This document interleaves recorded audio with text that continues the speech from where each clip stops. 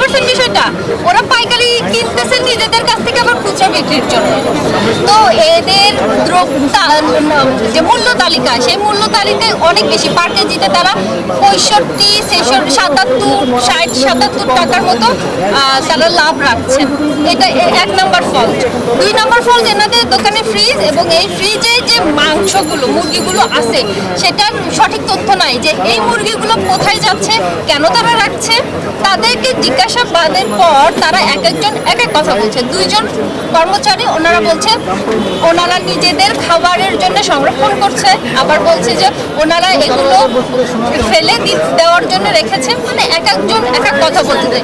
কিন্তু আবার বলতেছে যে তারা রেস্টুরেন্টে দেয় এগুলো, আবার রেস্টুরেন্টে যখন অতিরিক্ত মুরগি চলে যায় তারা ফেরত, হয়তো রেস্টুরেন্টে কোনো ফ্রিজ নাই সেই জন্য তারা এখানে সংরক্ষণ করে।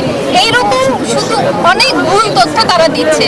মূলত ওরা পরে একদম শেষে স্বীকার করলো এবং সরি বললো, হাত জোর করে সরি বললো যে তারা মরা মুরগি বিক্রি করে, তারা আর কখনোই মরা মুরগি বিক্রি করবে না। সেই জন্য আমাদের জব্বার স্যার 50,000 টাকা জরিমানা করেছেন এবং পরবর্তী নির্দেশনা না দেওয়া পর্যন্ত এনার দোকান বন্ধ